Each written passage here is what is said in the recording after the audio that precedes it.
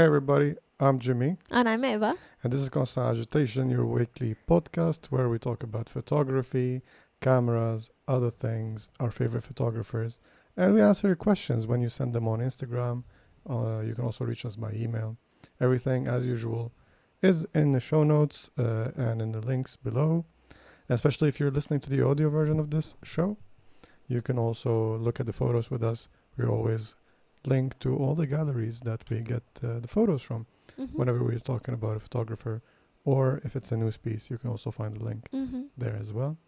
How you doing? I'm all right. I am being a bit upset with my computer. Yeah. Last minute thing. I am very upset actually. Are you able to monitor on your side? Now it seems to be working, yeah. But Alright. So what happened with your computer? I decided to a long overdue upgrade to the operating system Mhm. from what was it, Mojave. I skipped Catalina and I upgrade now to Big Sur. Mhm. And the upgrade went okay. Everything went fast, no problem. But now half of my apps are not working. Safari is not loading pages whatsoever. And Firefox is also giving me a little bit of a trouble loading things. And then the things are super slow and I don't know what's happening. Apparently people had to ditch Safari completely and I used to use Safari all the time. So I don't know. And my internet speed has dropped by 30 megabits per second. So Yeah, I hope this thing doesn't affect the stream today. I hope And not. we can be on a 2-episode streak where the stream doesn't drop off. So we Sure feel hope so. confident enough to kind of go Yeah. back to having guests. But yeah, I mean, it just happened right before the stream. I didn't have to. I didn't have time to look at it and inspect it. No, it's just I might be able to solve the issue with my superpowers. Apparently, I just whenever I stand next to a computer, is where it works. It doesn't if it's my computer. It only works if it's somebody else's, which is convenient for others, not necessarily for me. Yeah, I don't understand. I mean, I should have not chose out Tuesday to do this anyway, but I was a little bit upset with my old system as well. So. It's all right. It's all right. The technology. Other than that, Very good. I'm good this week. It's Yeah. been nice. A little bit hot for my taste, but especially today, so today is basically all the. What is the opposite of fun? boring. No. All the bad stuff about the summer without any of the fun. Yes. Because it's really, really hot and it's overcast at the same time. So it's really lovely. We have a fan running right over there. So if you hear that noise, sorry, but we had to stay alive. And and the do the door show. is open The also. door- So All the windows are open. The fan is running and I'm still sweating like a pig. So sorry for that mental image if you're listening. I do look fresh, I believe, on the camera. As fresh Yeah. as I can be, at least. Hi, everybody in the chat. So happy to have you with us, as always.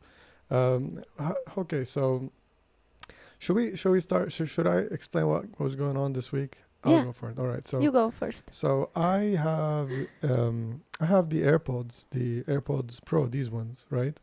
And I was sitting browsing YouTube, and somebody said somebody uploaded a video. One of my favorite tech YouTubers, which I can't remember who it was now.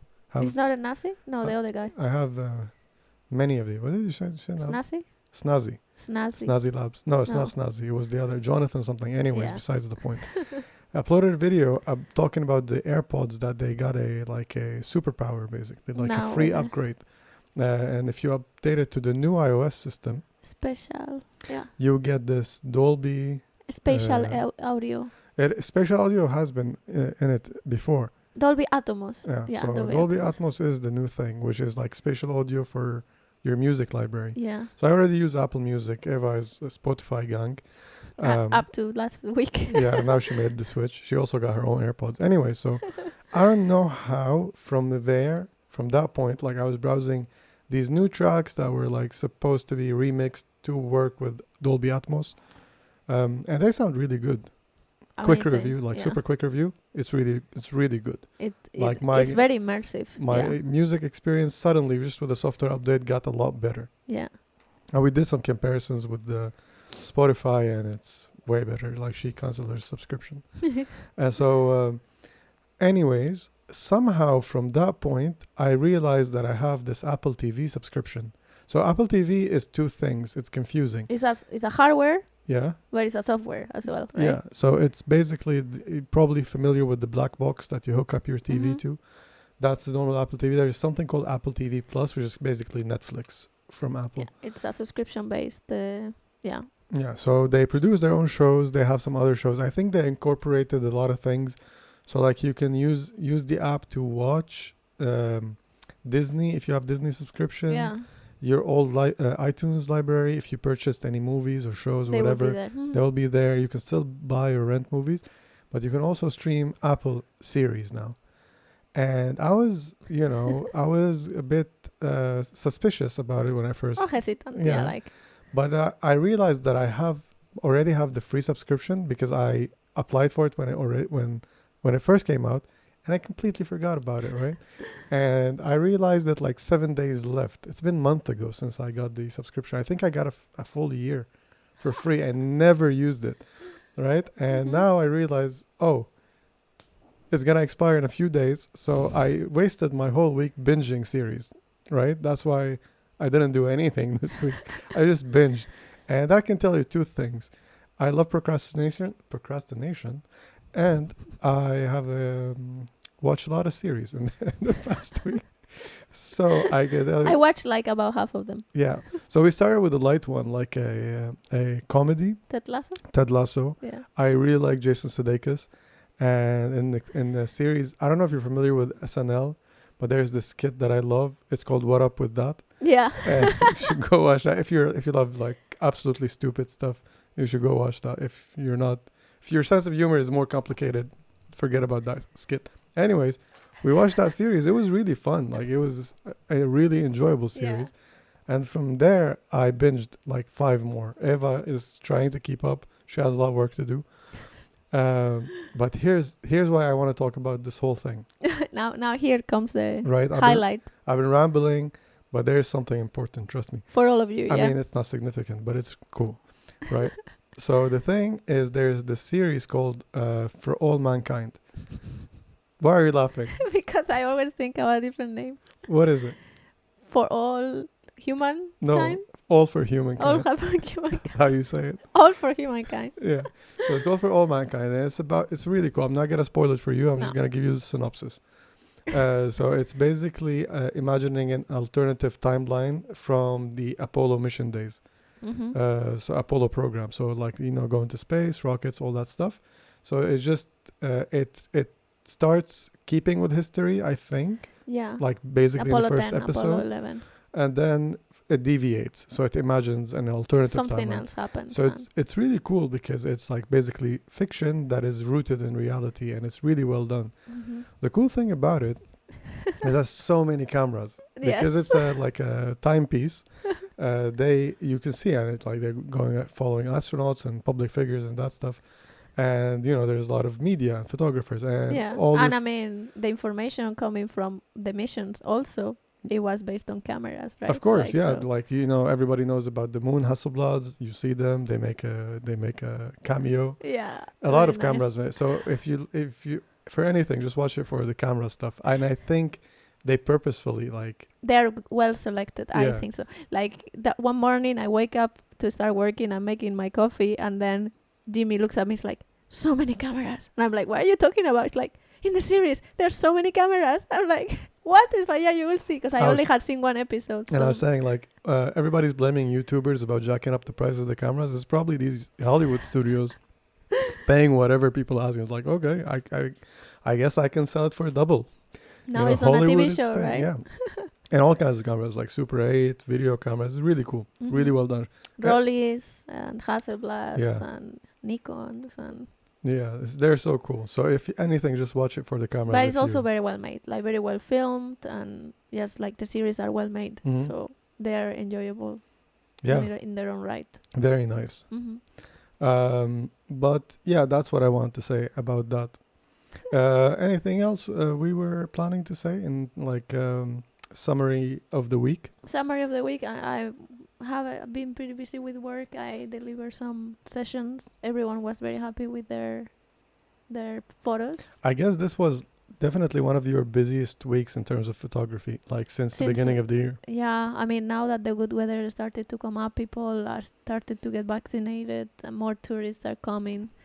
I suspect that it might be like that, which is kind of good because Yeah.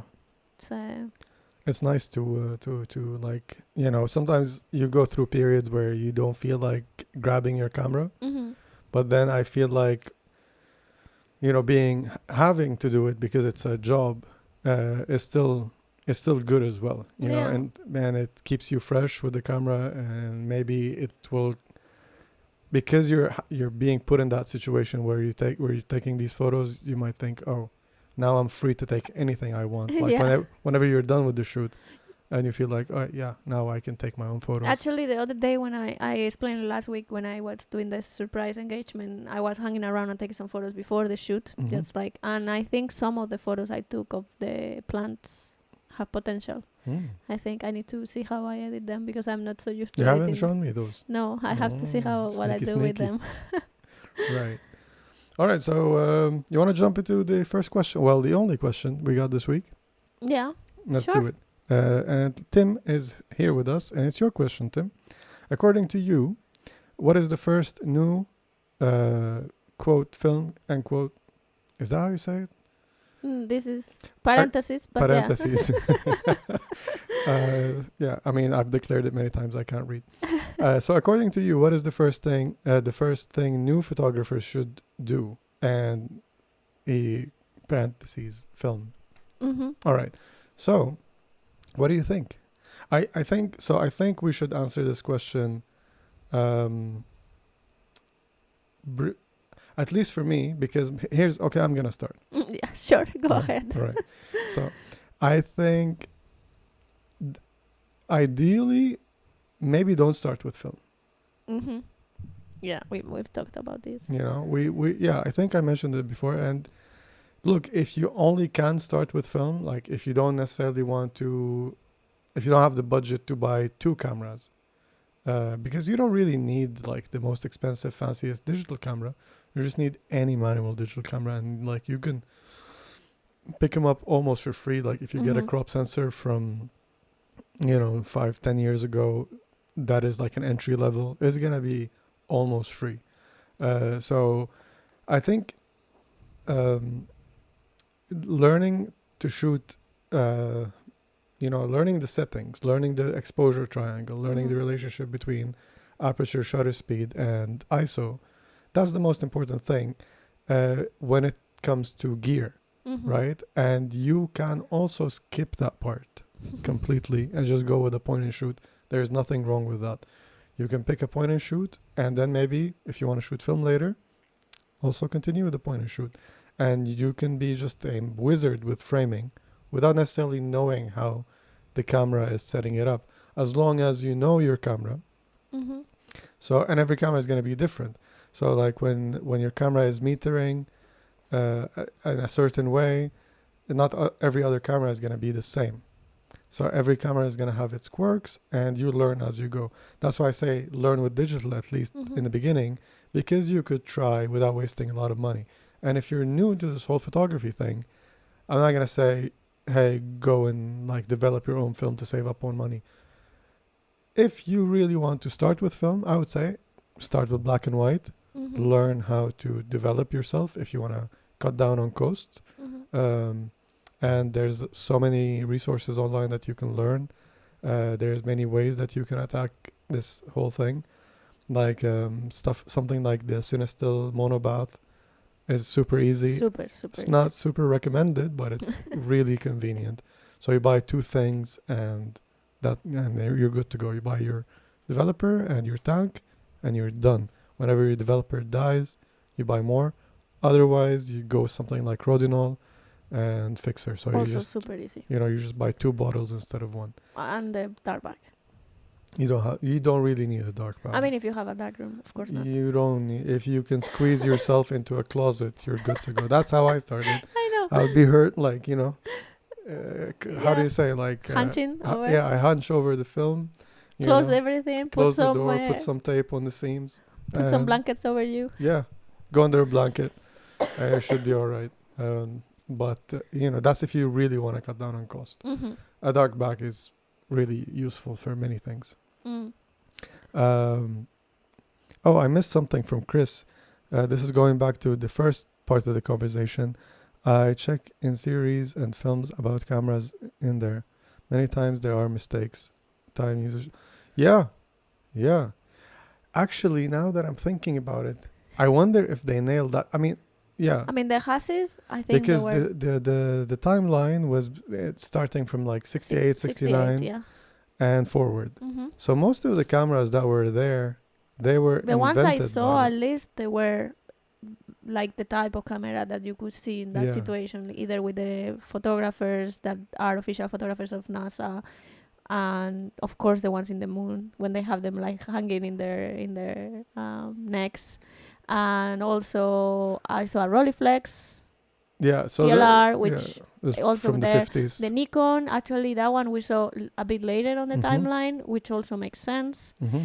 So I didn't see anything that I could just say, oh, this is blatantly wrong, you Mhm. know. Also the Super 8s that were there, I think they were also used then, or at least like, you know, the video cameras. Mm-hmm. But I don't know, like I would have to stop and then check the models and stuff like that. I know you're dying to say something about the series, about the cool thing in this. I'm not gonna say it because I want people to watch it. Yeah, there's something really cool. So watch that, and then we can talk about it. Yes.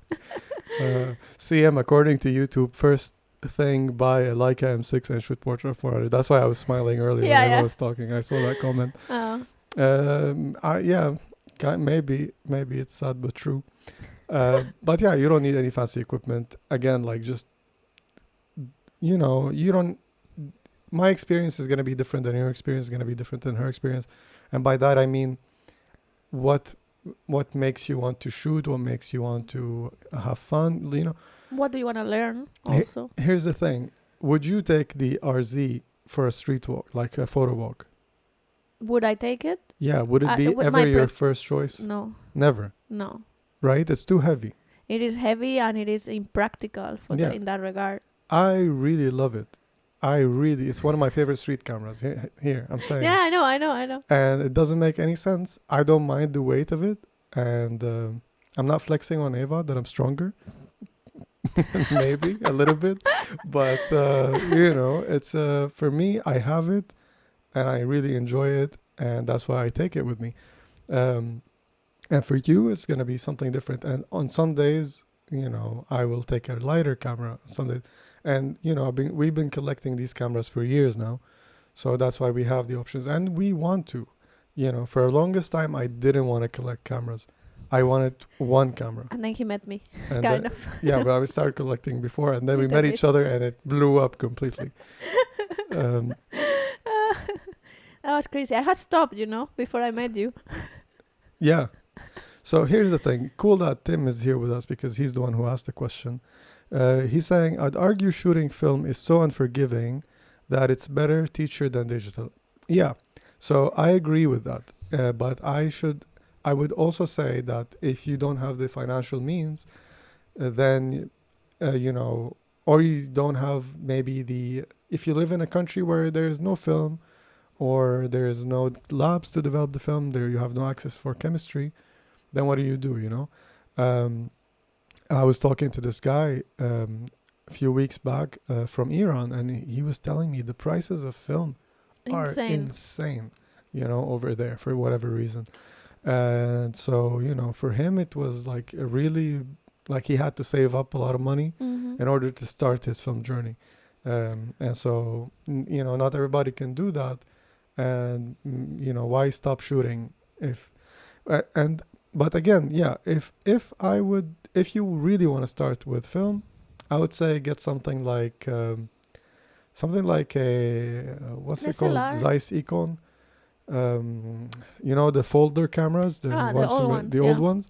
Get one of those, 6x9, 6x7, and shoot medium format. If you really want to learn, if you really want to keep track of your shots, and if you're, like me, and I can't keep track of 36 shots, I will shoot 8 6x9 photos.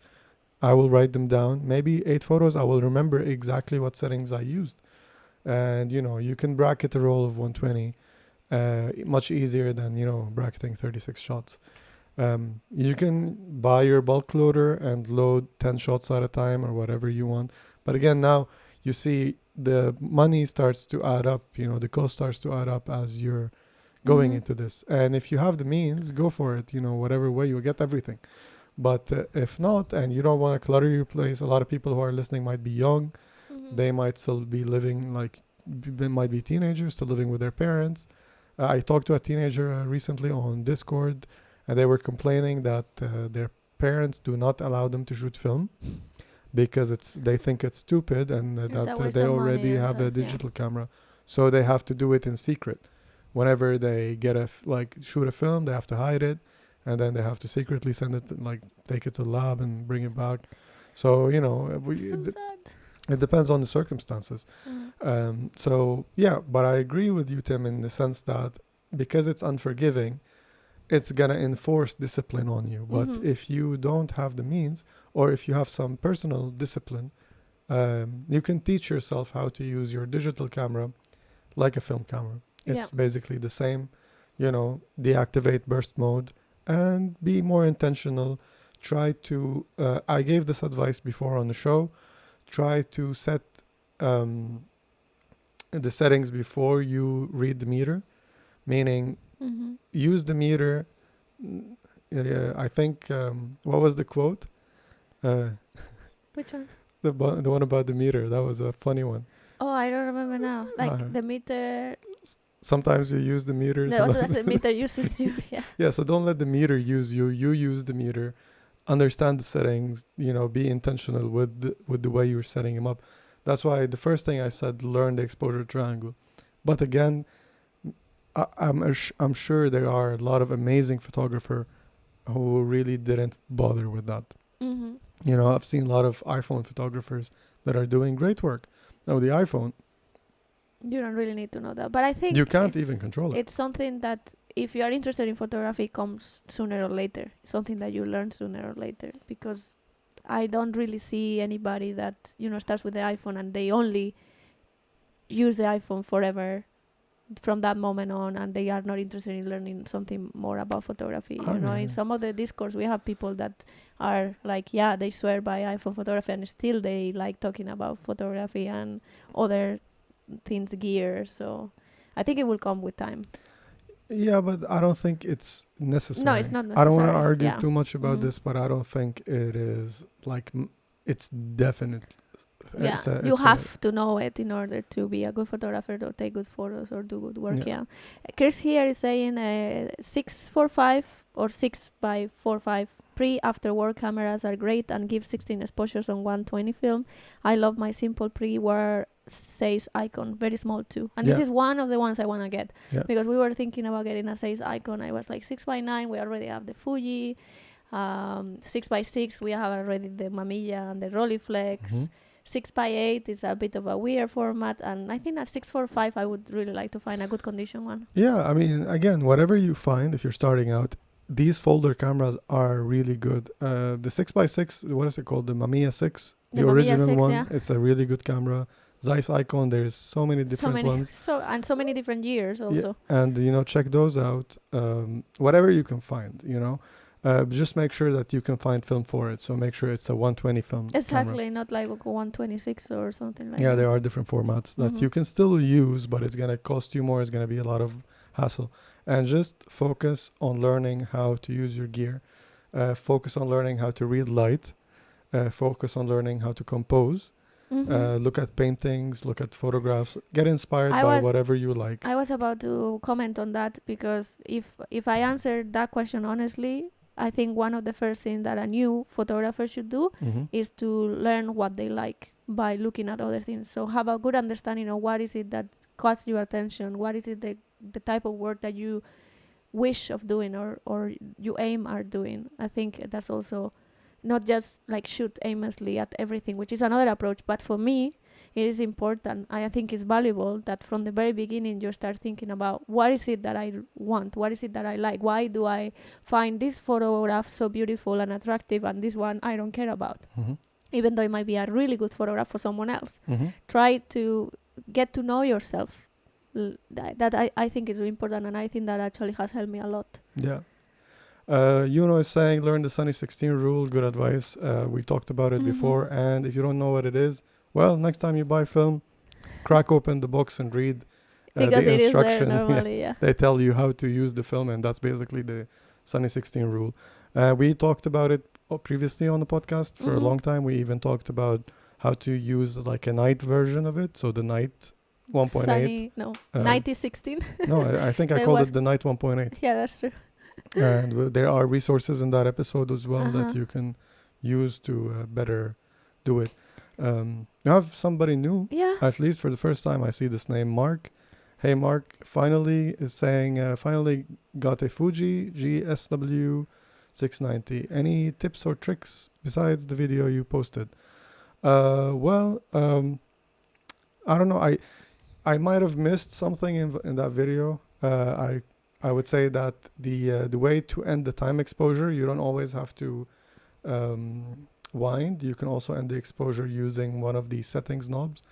I think is the shutter one. I think both close it actually, but you can try with no film in the camera. The only way it will fire if you have the back open. So open the back, wind it, set it to T, and then take a photo. You will see it open, and then see if it will end the exposure by turning any of the aperture ring or the shutter speed ring. I think that's super handy, especially if you have a stable hand that you don't move the camera too much. You just click and then it will stop the exposure. Blocking it is always ideal, either way you decide to end the exposure. So always try to block it. But it's ending the exposure with one of the rings is going to be much quicker than doing it with the lever. I like using the lever because it's right there. So I can just put the hat in, do it. But yeah, do you think you've been using it for a while? Do you have any tips? Well, apart from that, the review video is really good, but then the follow up with using the panorama is also super nice. So in case you haven't checked it out, Mark, there is a video about how to do panorama using 135 in the Fuji 690, which is really nice. It's another way of shooting with it. Yeah. And I think the cool thing about that video about the panorama one is that even though I missed something because I don't have a 4-set adapter, there's a way that you can load the film into another canister basically. Yeah. Which is cool, but you don't I always have the dark bag with me, so I don't have a problem winding it back manually. But the cool thing about that video is pretty long, is that you can make a mask. So if you're interested in doing panorama, make sure you watch the whole thing, even though it's long, because the way I don't know how I edited it, but there's a point where you can make a mask with it. There are chapters also. Yeah, so you can see, you can see in panorama, and it really feels like a different camera. I tested it with Eva and another friend of ours. Yeah. And whenever they put it to their eye, they check it again, like the first time they did it. You and Lucia, they both turned the camera to check if it's the same one, because it really works. Like you really look and it's panorama. Yeah, it's actually very helpful to do a masking like that, and it's really cool. But apart from that, I really like the camera. I heard some people saying that the patch finder, the range finder is small and it's difficult to focus. No issues with me whatsoever. Yeah. It's the brightest viewfinder I work with. Maybe I'm used to working with very crappy cameras. I would tell you this, compared to something like the Leica M6, it's that one has a better patch. But I haven't owned one. I don't usually like rangefinders. I just like the Fuji 6.9 because it has an amazing lens, and it doesn't cost as much as a crazy Leica. I think one thing that I realized for me took me a little while to get used to is that the lens covers a bit the viewfinder. Yeah. Which is a part that you are also going to see in your photo. So try to teach your brain not to pay attention to that little part of the lens that you are going to see, and just focus on the other lines to compose your shot. And the lines that you see on the viewfinder are very true to life with the photo that you are actually getting after. So it's amazing that even though you are not seeing through the lens, what you get on your film is incredibly close in composition to what you see on the viewfinder. Because I was doing some shots that were like very symmetrical and very, structure-wise, You like I don't. You like remember it. where you cut it off. Exactly. I remember where I cut it off and how I was composing, and then I was surprised to see when I saw the photo that it was really what I wanted to get. So try it not to get too hung up on seeing the lens there and that the lines might not be with really what you get. It's really spot on. Yeah. Yeah. I think that's it. I mean, if you have any questions, you can always DM me or, send an email or type again here. Yes. If you join us next Sure. week. And I hope you enjoy and you have good fun with it. It's a really fun camera. Remember that it's double stroke. It's So especially if you want to capture the shot quickly, always double stroke. It's one of my favorite big cameras. Yeah. It's really cool. Super nice. Yeah. So how about we jump into some photography? Jean Laurent. Jean Laurent, yeah. Sounds French, right? It does. Yeah, I mean, he was born in France, but he's known as a Spanish photographer. I actually had no clue about this photographer, and I thought to bring it up here just because of a thing that is kind of very curious and cool. Well, actually, two things that I learned about him. So it turns out through some side work that I do, I'm going to be involved in the organization of an exhibition about one of the very important scientists from Spain, Ramon y Cajal. He got a Nobel Prize, and they're going to make an exhibition about his work in the Nobel Museum here in Stockholm, and I'm going to be involved in that. And thanks to that, I got to meet some curators of exhibitions from Spain that came to Sweden to work together with us into making this exhibition. And the meeting was supposed to go about this scientific exhibition, but we ended up talking much more about art and photography than we ended up talking about science. And I got to know about this particular author because they curated an exhibition about his work recently back in Spain, and also because he shot a lot in Granada, which is the city where I studied. So we're talking about where have we been living in Spain, and I love photography. And it's like, oh, do you know about J. Laurent? And I'm like, what? Who? Is like, yeah, there's a guy that he used to have his carriage and go around taking photos, and the carriage would be actually the camera, but it would also be the lab where everything would get developed. I'm like, what? It was like, yeah, Google it. And I was like there Googling it, and it was so cool to see. I think you can see it now in the screen that he had this walking lab that would take around the city and would take around Spain. And this is all in the 1800s. He actually passed away before the turn of the century. So very early on, a pioneer in photography in Spain that will do wet collodion plate of a lot of famous people. Apparently he was coined as the photographer of the Queen or things like that, and he photographed a lot of the royalty and the very important people back in Spain in the 1800s, but also a lot of architectural photography as well. So there is a huge archive of buildings and city parts that they don't even exist anymore. So that's what the exhibition that they did was about.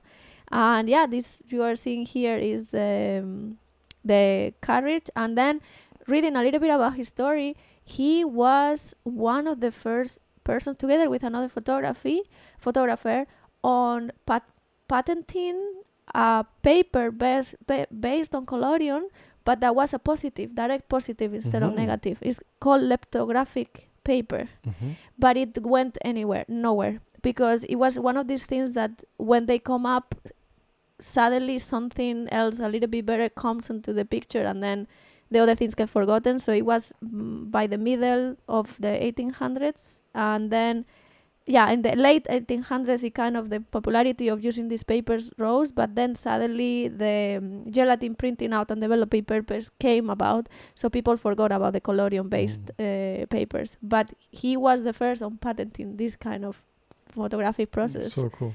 So it's really nice to see that this actually came from Spain, which Spain is not very well known for a lot of photography things out there. So,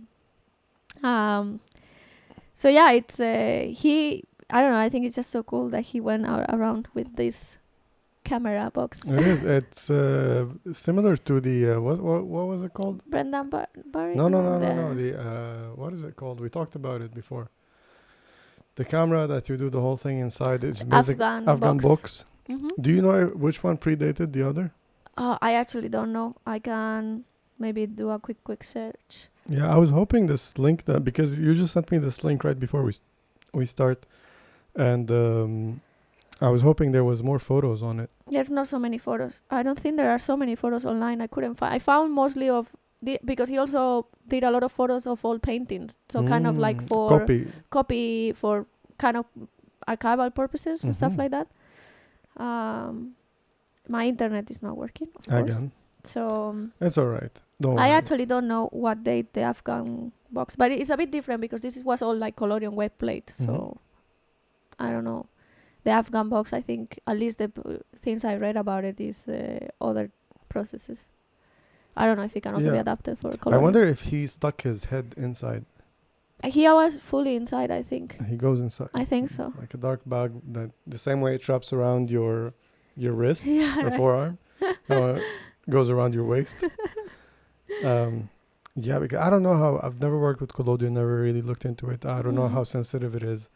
If you can like kind of sneak in there without really, overexposing the plate. But yeah, that was a really cool finding. And next up, we should jump into.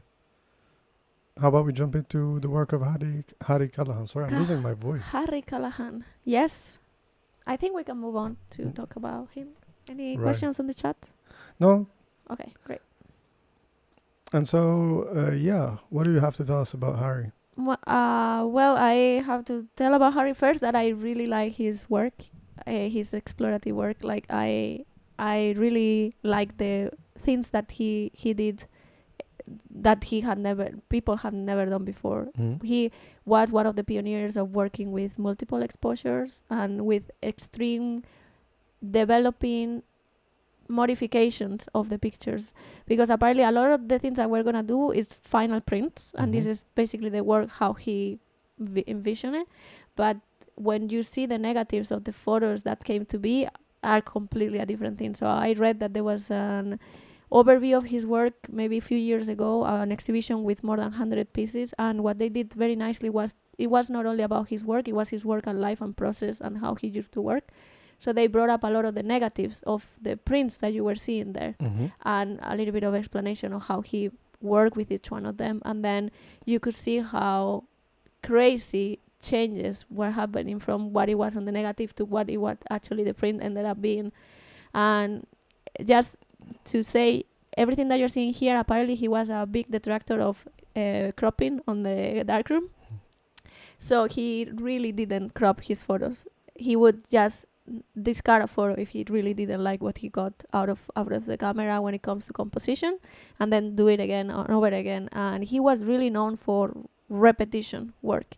He would settle on a subject, he would go out, and he would over and over and over again try to approach it from different angles, from different attitudes, in different times, and then even forget it for a little while, focus on another thing, and then come back to that subject and explore it again, explore it both going out and shooting, but also on the developing stage in the dark room. And I think his work is just top notch. I really like it. Yeah, I mean, look at this 1945. It's a really, really beautiful minimalist photo that I'm looking at right now. Yeah, but it's crazy to me that he's against cropping. Yeah. While doing all that weird stuff in the darkroom as well, one of the photos that we already looked at, like this one, for example. That's a multiple exposure, I think. Is it a multiple exposure in the camera, or is it a multiple exposure in the darkroom? That I don't think I have actually read. Because I think it might have been, I think a mix of both, because I know that some of the photos, because if you're saying that if they look completely different than the negative, so maybe then the negative was a single exposure that was then combined with other negatives to perhaps I didn't read especially about that. This one, it looks like a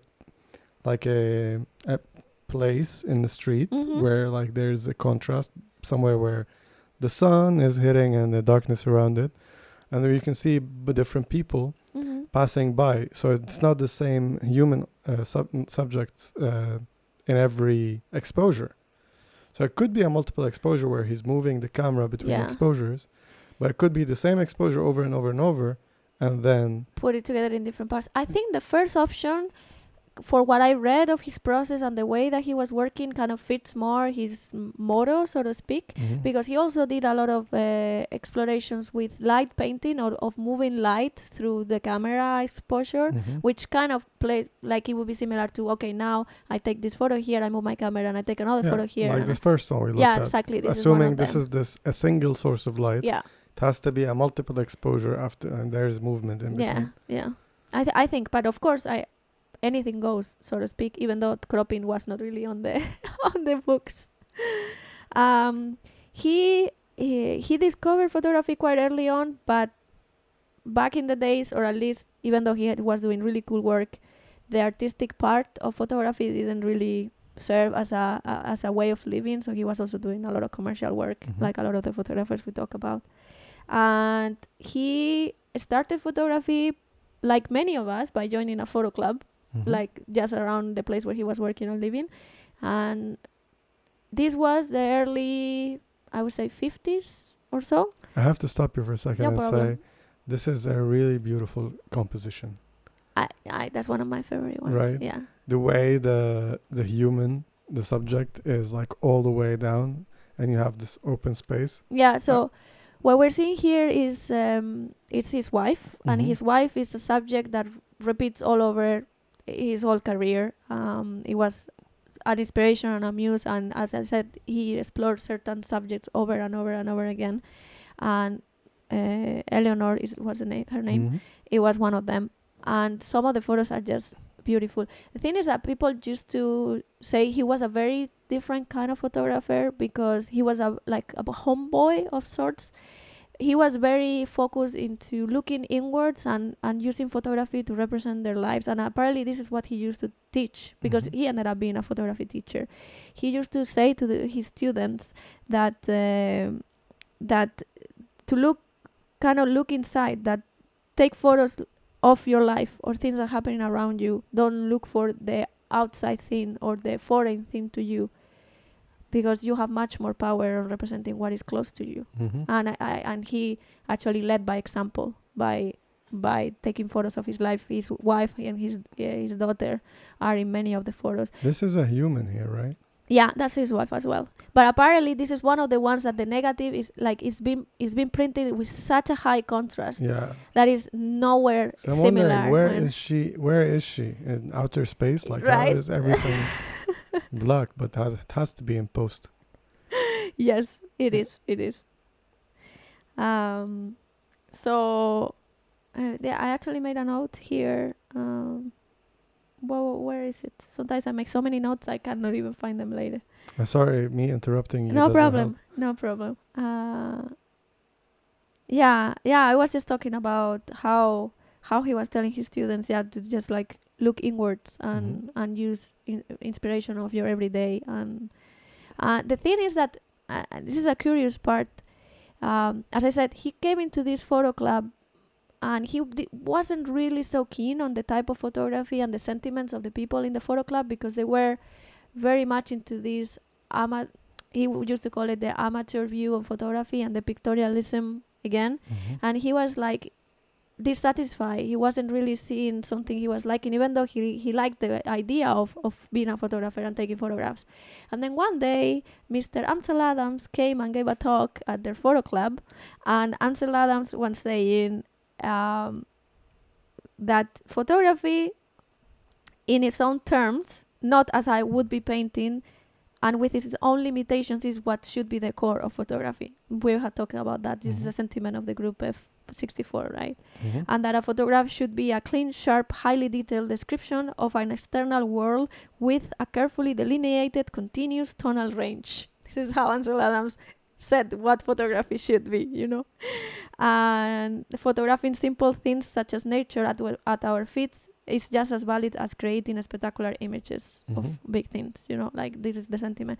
And when Harry heard this, it's like, I don't have to follow what all these other people are doing about these dream worlds or pictorialist type of photography. I want to do this kind of work. So this is like one way. But then he also got super inspired by a guy called Laszlo Mahoney Nagy, which was a super experimentalist artist and was just like telling him that he should actually create a new and inventive kind of photography. And then is when he started to choosing a subject, going out and trying crazy things with it, which it could be crazy. But now they're not so crazy, but double exposures, light painting, seeing things very close or very far out, putting the subjects in ways that completely lose context of where they are. So he's this mix of something super true to life, a sentiment that comes from Ansel Adams' teachings, but also this realm of experimentation and let's try to do something that has never been seen before, which is where these pieces of art come from. I mean, I'm looking at most of these photographs. I'm like, what am I even looking at? How the hell?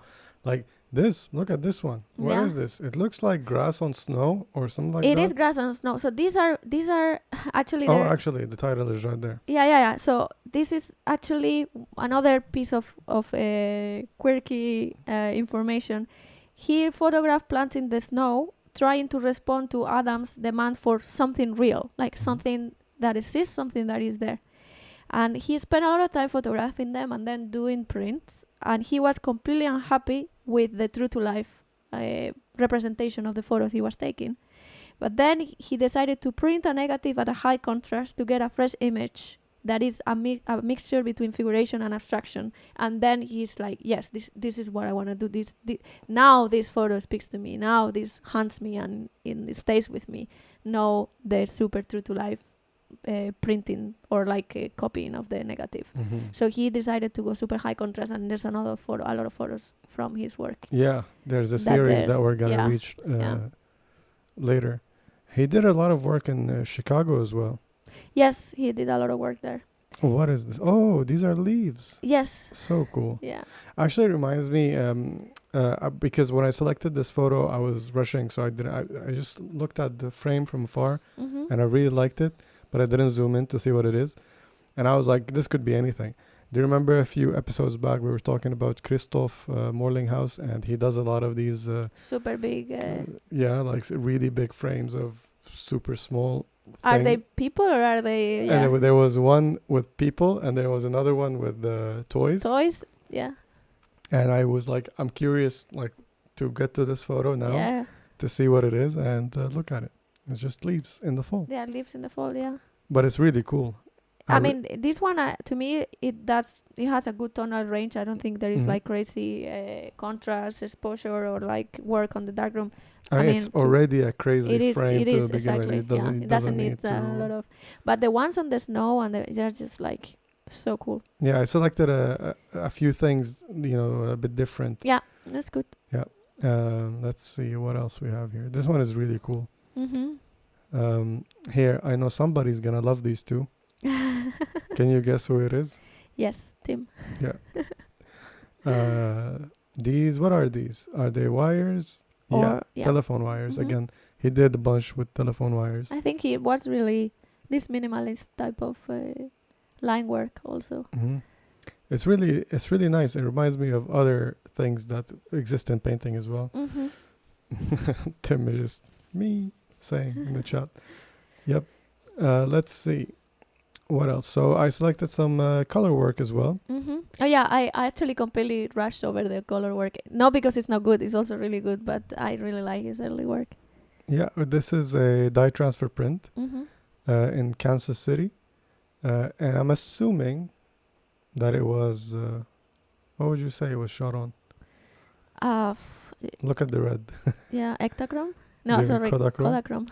Yeah, it's a very high contrast. And the red looks like Kodachrome to me. I mean, could be anything. But I think from the photographers that we've been looking at every week, I'm starting to kind of learn what the Kodachrome look is. And I like this one too. It does seem that way. Oh, this one had another one. I can't click it because I saved the page. Too bad. We're never gonna know what it was. Really cool. It's a double exposure as well. Yep. Let's see. And this is a multiple exposure as well. And I think it's more than one.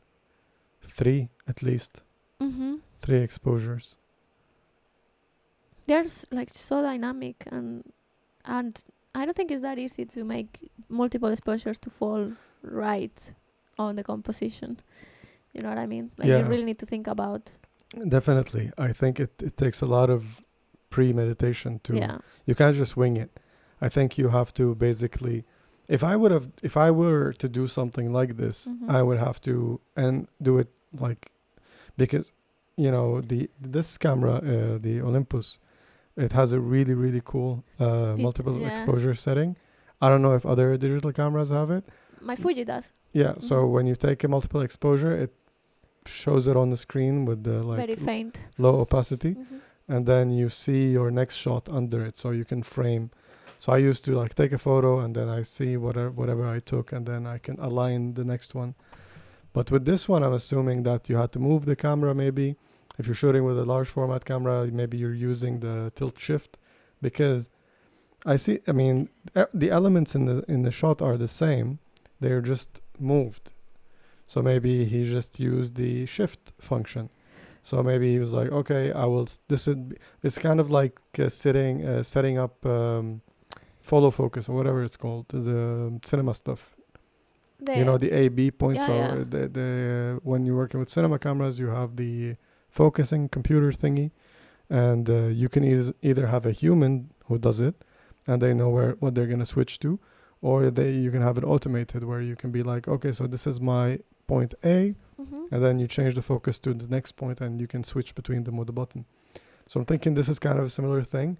If you're using a large format with the shift, so you set up your point A, maybe you mark it somewhere, or because they have a lining up like a ruler. Mhm. So okay, I'm gonna start on 1, I'm gonna end it on 2.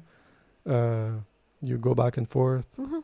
double check, or maybe I'm gonna take one photo on 2, one photo on 0, one photo on -2. That's the ruler for the shift on a large format camera. For those of you who are familiar Yeah. with large format cameras. For this photo, actually, what is strange to me is that on the right side you see that sign on the facade. Mm-hmm. You can read it perfectly, and you don't see any overlapping of that one. The words. Yeah. Yeah. It is cool. Although you see there's 2 lines, right? Yeah. Like there's one word on top Yeah. and there's one word on the bottom. Mm-hmm. Hold on a second. It's the same word. Which one? There's only one on the white wall. Yeah, on the white wall. Yeah. What does it say? I can see. I can't see. I can't read. No, it's. This is a I problem. don't think you can see it. Yeah, but then there's a Yeah, in the Irving, then it's on the bottom. It's also the same word, Irving. So it's not only changing sideways, but it's also changing downwards. I have no idea Yeah. what's going on here. Because It's just so cool. and I then, can't and then keep this looking at it. I can't stop looking at it. okay, you're looking at the one in the white writing Yeah, on the the dark yeah. background. Okay, I'm talking about the black writing on the white background. Yeah, it's the same word. But why is that one repeating and that one is not repeating? It is repeating. Oh, it's just a single time. Yeah. Okay. So he also moved it like this. Exactly. This is what I mean. It's not only like that, but it's like chuk chuk chuk chuk chuk chuk. So he played with both the rise and fall I think and so. shift. Yeah. Assuming that he was working with a large format camera. I don't know actually. Actually there was not so much data about the cameras he What was cameras using. he was using. I always look for that. I mean, I'm assuming because, given the time he was working. That's 40 something. So this is 90. Yeah, I could have used a smaller camera. He actually. What is happening here? Look at this one. It's amazing. Yeah. This has to be manipulated in the darkroom. I will refuse to believe anything else. It's a multiple exposure in the darkroom because look, no, not necessarily. Yeah, this is like against the sky. Yeah. But what is this line here? You see this? Because this is upright and then the bottom is like downwards. Mm-hmm. So the camera or the film was flipped. Yeah. The whole thing was rotated upside down. Anyways, whatever it is, it's cool. I don't think people like it when I do this on the show. So I'm gonna move on. Again, he going back to some minimal work. I really like this kind of stuff where you just use the lines around you, like whatever, like anything, Yeah. just Make the lines walls, fall you know, together. Yeah. pipes, any installations. I love making photos with these. I mean, his photographic method was pretty simple. He would go out every morning and walk in the city and take a lot of pictures during the morning. Then he would come home, he would have lunch, and he would go to the dark room and spend all the afternoon in the dark room. Mm-hmm. Every day, every week, he only came out with about 12 pictures a year. That's crazy. That's of the ones that he would say, these are something that I consider a finished piece of work, Yeah. right? Like, and even though he was very in love with his photography, he wasn't a person to be flashy about the work he was doing. Apparently, accounts say that he had his photos in a closet at home. He wouldn't have a lot of photos around at home. It was something a bit private for him. When he had his first solo exhibition in the MoMA, which was it happened because contacts and people knowing people. A lot of people were saying that it was too much to have an exhibition so big for a person that was doing this kind of work. They were over intellectualizing his work. He would say like, no, I'm a normal dude. I'm just taking photos and doing whatever I feel like. You know, he was like super down to earth in that regard. But he would only consider about 12 to 15 pieces of finished work per year, even though he used to go out almost every day to take photos. That's incredible amount of work. And that's what it takes to make something different. And, you know, like... I mean, I definitely respect that. Yeah. We talk a lot about, like, being intentional with your work, being selective with your work. And this is, you know... the thing is that even though he only thought about, you know, this as finished work, you know, when he passed away and there's his legacy and all the work that he left behind, the account is about 100,000 negatives and about 10,000 proof prints. Yeah, that proof prints, it means day. like, I know. Yeah. Like 10,000 proof prints. These are all the work, like ongoing work. You know, Mm. this is like you print something, you see how it is, you think about how do I want to modify it now? What do I want to do with it? Do I want to go back and shoot the same thing? How do I want to shoot it? All this work over. And he took pictures of 3 subjects: people, nature, and buildings. That was mostly it, you know. That's enough. The gallery we just finished browsing is called Wheat Studies. Yeah. And it's same as the one we talked before. It's basically shooting weeds in the snow. Yeah, it's super nice. I really loved it, that really series. Cool. I really like the collection. Like, I want to be able to see it all together. Put together in the wall, and Again, buildings with like just lines and making them line up. This I really liked. Oh, this I also read about this. Okay. The stories of this. So he, one of these times changing subjects, he wanted to photograph women. That was kind of like the overarching theme. He was, I want to photograph women. He would go out and he would take, you know, portraits and then he realized that what he really wanted to photograph or get from photographing women was photos of them lost in their thoughts as they were walking about. And he started shooting these photos. This one definitely hits the mark on that. And here is when I read about that he didn't want to crop his photos either, because he would really intentionally do these photos with like cut heads, and either it happened in camera or it would be a out photo for him. So all these photos that you're seeing here, these are not crops. These are how he envisioned them as he was walking about and taking photos of people. I'm assuming these are then 35 millimeter because the aspect ratio. Yeah. But like a heavy compression on these. Maybe it was a long lens. Yeah, either that or super wide aperture. But still, no, he has a decent depth of field, but heavy compression must have been a long lens. Yeah, I think so. They're really cool. Hi, Chronic. He just came in. Yeah. Saying hi.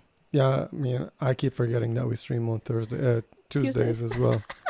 Like now, I I'm telling you, my whole, like, the rest of my week is messed up because I wake up tomorrow thinking it's Saturday, and I just chill. Like no planning. The week is over now for me, but I think I'm slowly getting used to it. Yeah, and one more telephone wires. So cool. There's so much potential on all these like lines that you see around. I really recommend anybody listening to us, maybe one day that you go out, try to explore this kind of photography. Yeah. Try to look at the lines and these very structuralized things that we have around, and try to play with them and get them. Maybe you are surprised about what you get. For sure. Today Chris is saying today he could take photos of people lost in their smartphones. Well, there is a Swedish photographer that did exactly that. Hold on, let me. Do you want? I'll go grab the book. Can you keep the conversation I gotta going? keep the conversation. And this was actually a kind of nice story because Jimmy and I like to, when we're in the city, to go to the secondhand shops. Not to only look for cameras, which we also do. If we find some cool camera, we might snatch it. But we also browse always the book section on the art section and see if there's any photography books that might be, inspirational, or sometimes you find really nice books that I've been looking for some time. And we found this book, and I went to grab it because it was on the art section, but also because it was red, and it was just very flashy book from all the books that were there. And I get it and I start browsing it, and I'm like, this when I open it's like, oh, these photos are in Stockholm, like, because it might not be Hans. The title is Mobilism, which is in English, and the author is Hans Malm, right? I have to double check. In the site, Hans Malm.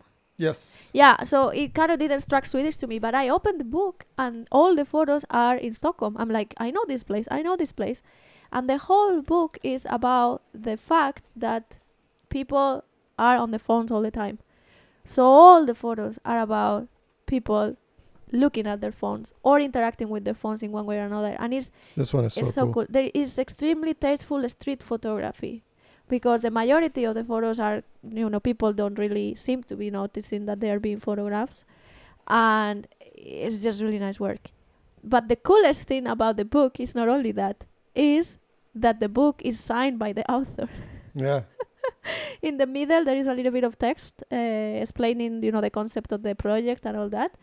And it says, "Thank you, Hans Malm." So we got an original copy of a photo book signed by the author. Yeah. Did we find his Instagram? I think I found a website. Yeah. Not sure Instagram per se.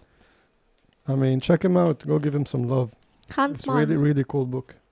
I was surprised. Sometimes you just find... And I had no idea about him before. I have not really seen his work. But I'm so happy that we found it. We should talk to him. Yeah, that was the plan, kind of, to try to find his contact information. Those of you who ever been to Sweden definitely recognize this place. I have a couple of photos of... Because I have 1,000 photos of this place. The floor, I really like it because of the... I used to go study in the building, Yeah. like looking down on that.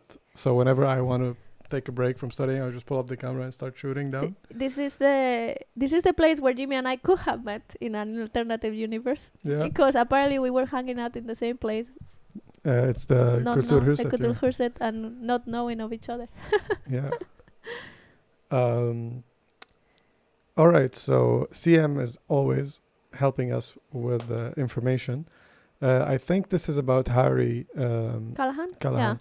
He had an 8x10 Deerdorf and a 35mm camera, according to the internet. Cool. Thank you. Nice. Yeah. So that makes sense. I mean, but again, so here's the thing.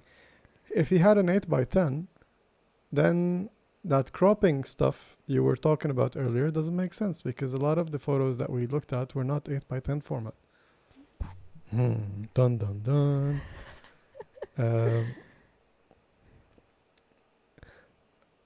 Okay, so let's see. Another comment from Chris. I am an engineer, so I admire lines, but landscape and animals, in the end of the day, are my favorites. What can beat nature? Who can beat nature?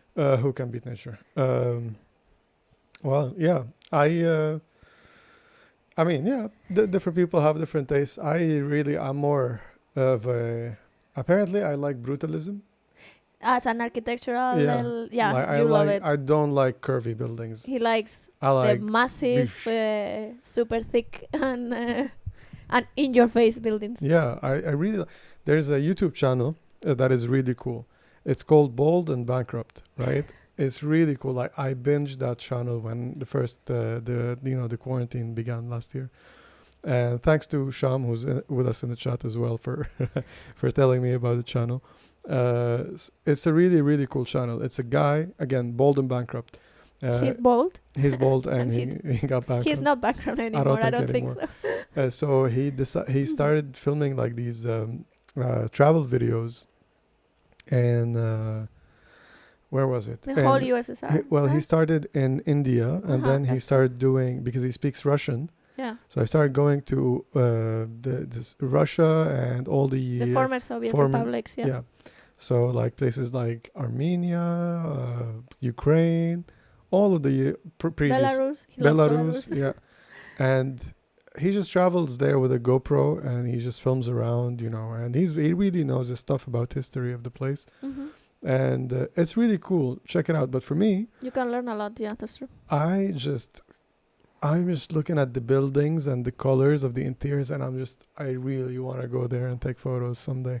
And there's so many all run down buildings that they still show all the history they had in them. Like they have not really changed much. Something about the way they built stuff is just, would you call that stuff brutalist? I don't know. I mean, it's really the communist, the typical Soviet buildings, which are like massive, very square. They had something so powerful about them. Like, they are there. Like, this is what it is. It's like, Soviets functional buildings that we're doing as well, Yeah, I don't like smart buildings or like that one. Overly smart buildings. Like that one, you keep looking at every time we pass by it. The one that looks like a T from one side, I don't know. And a square from the other side. I don't particularly enjoy it. Is the Shista Skandik, the Skandik Hotel in Shista? Yeah, it's a cool building because it like kind of tricks you.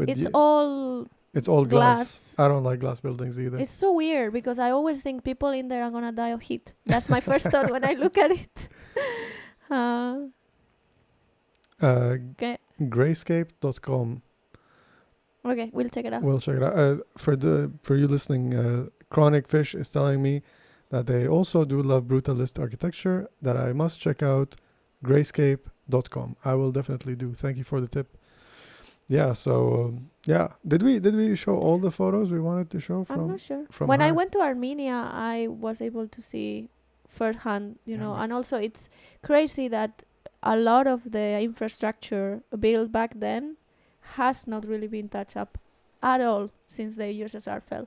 Yeah. No maintenance, nothing. People are living in buildings that I swear to you, when I put foot on it, I'm like, this is gonna just crumble any moment.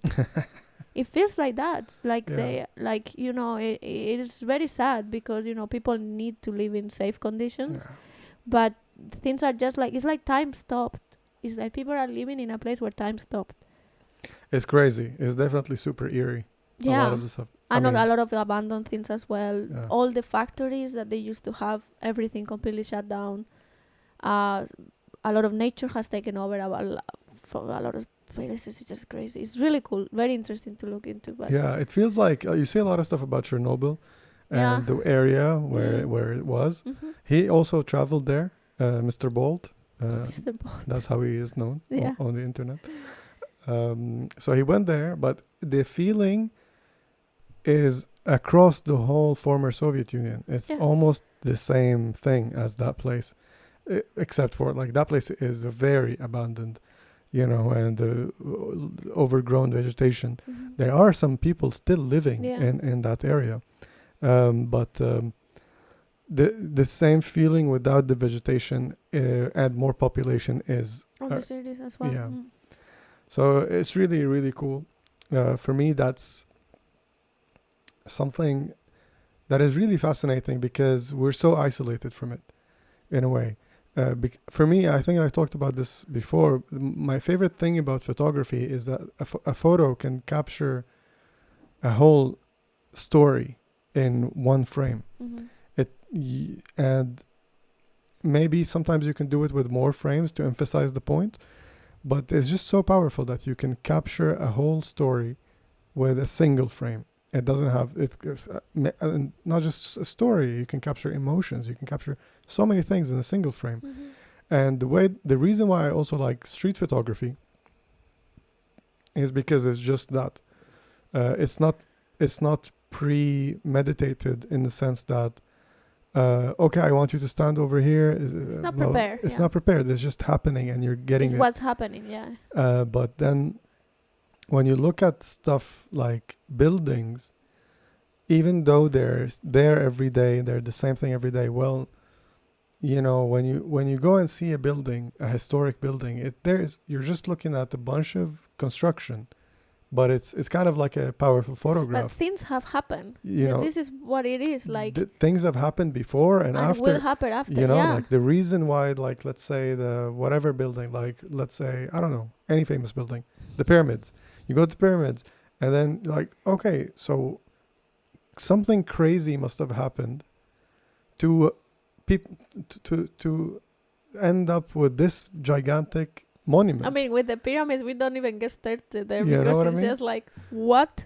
Yeah, so it's crazy. It's so powerful, and the fact that you can play with it with a camera as well, and extract stuff from it is really nice. But then you can even go to the mundane stuff like any building. One of the photos we were looking at with the lined up windows and they were broken. Again, I'm trying to be like more. I feel like sometimes with the show stalls a little bit when we're looking at photos, especially for the people listening. And even if you're watching, you might like put it to the side and just listen to us talk. So I'm trying not to post too much on photos, but I'm gonna try to bring it up actually. Bringing it up back again. You feel something. It's not just the way that it's aligned. It's also... Tim says he has to go. Bye, Tim. And also asking if you are out of focus. Me? Not sure if you are out of focus. You weren't out of focus before. No, maybe when I moved yeah. a little bit. I'm trying to find that photo. It's the one with the building. Found it. Yeah, nice.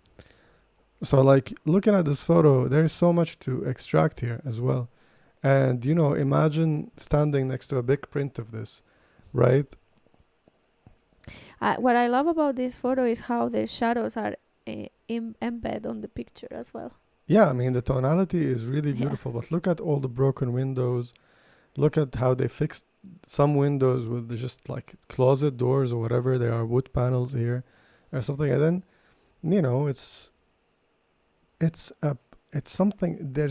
It's not just a single moment. It is a single moment that inside it's like a zip file. Yeah. You know, and then you open it and there's a lot of stuff, you know. If given context, this could be like something with a tragic, fascinating story. You know, when people ask me sometimes, you know, this game of like, if you could just like be born in another time or space, or you could just go somewhere else, where would you go, or what's the reason, and so on. And I always think like I would like to go and see how it was life on buildings or structures built that now they are not what they were meant for. Like, for example, all castles, or like the Alhambra in Spain, or the pyramids, or the pyramids in Central America. I would love to just like go there and peek to see how did people have normal lives around these big buildings. Because it's so curious to me. Now for us they're monuments, right?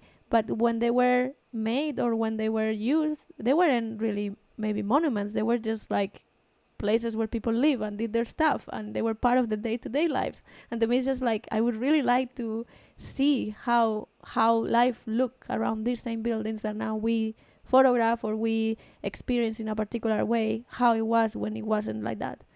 That would be super cool. And I would really like to go see all these like cool places. How did you sum up that the OOF is out of focus?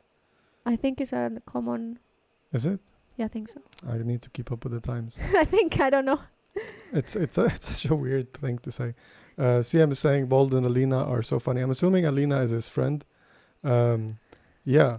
CM, we like the same things on YouTube. We should hang out. Yeah. Yeah. You gotta watch, whoever is not watched the thing, you gotta watch the Cuba ones. The Cuba? Yeah, the Cuba. Have you seen them? I don't think I have. I don't know. Yeah. Yeah, I don't think you have seen The most ones of I them. remember is was it the one in Belarus that he goes to 3 cities in one day to have Beer? one beer in every city? Yeah. That was Yeah, a I good think that one. was I was like, I Belarus. want to make it to the last city. That was a good one. Yeah. And also I like how he is like, oh, I'm gonna go to this most dangerous neighborhood of this city.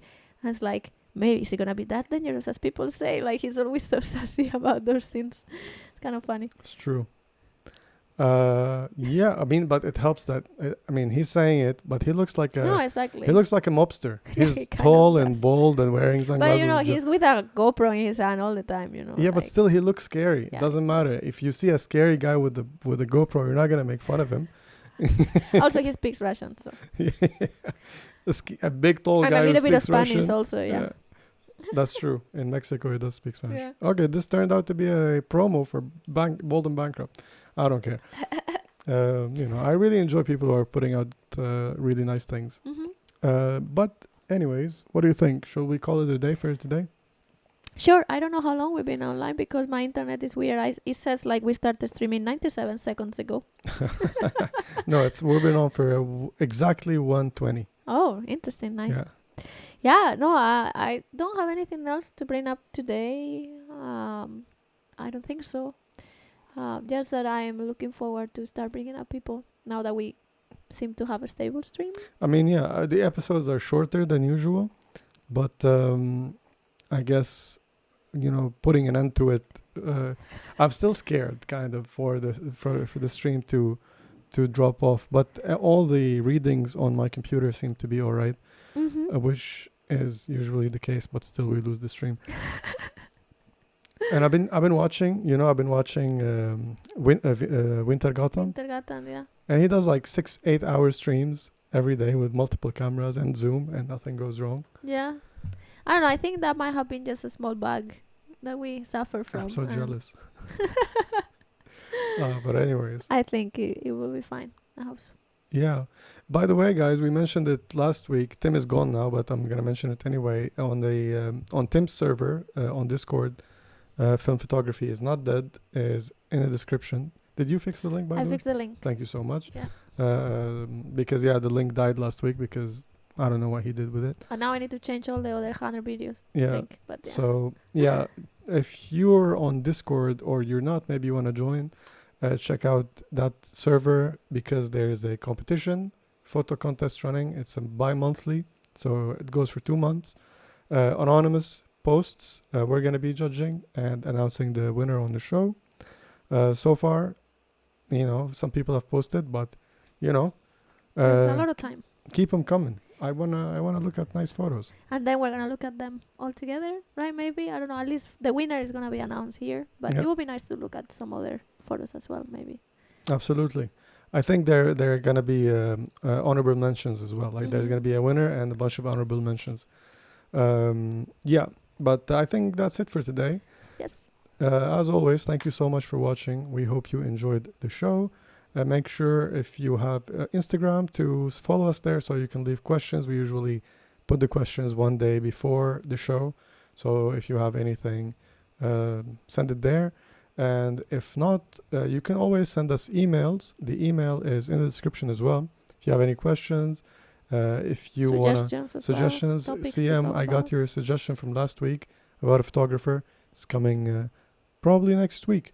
So if you have your favorite photographer, anything you want us to share, if you're working on something cool and you want to come and hang out with us as well, contact us by email or Instagram. We would love to see your work and have you on the show. And learn about your interests. Yes, for sure. Absolutely. Yeah, so that's it for today. I hope you have a nice rest of the week, and we'll see you next time. Bye-bye, guys. Bye.